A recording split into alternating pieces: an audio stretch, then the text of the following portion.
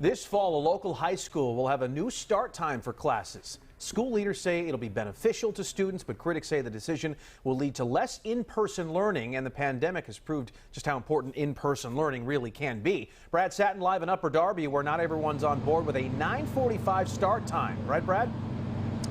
Yeah, Jason, I think as always it really depends on who you ask, but 7:30 a.m., forget about it. This high school starting next year, for these high schoolers, it's going to be, as you mentioned, 9:45 in the morning. Some learning at home will continue, but this time it has nothing to do with the pandemic.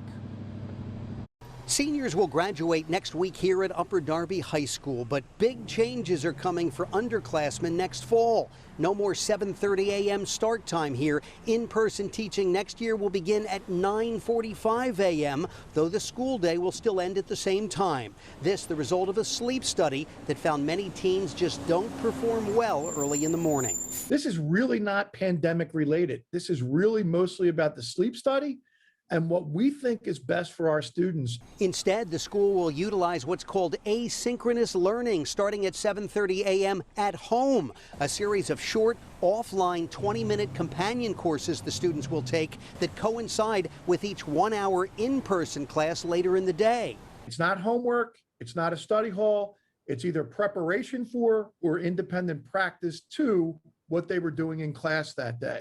And the key is students don't have to do the work at 7:30 a.m. They can do it after school if they choose and then sleep in. The principal insists the process of learning won't dramatically change. In person, students are still doing independent practice. They're still applying skills.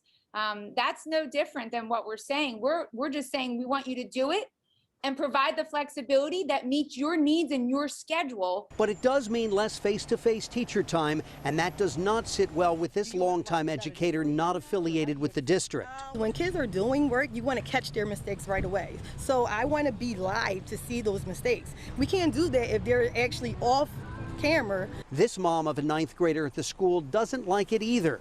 I think they had enough self-learning through the whole process of the COVID experience. They need to go back into the schools. While others see the value in a well-rested student. I think it's a great idea because some of the children don't get enough rest.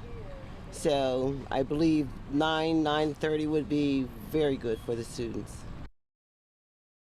Well, in this case, 9:45 starting in the fall. This impacts about 3,800 students, grades 9 through 12. Administrators do tell me those students who need more face time with teachers will still get it.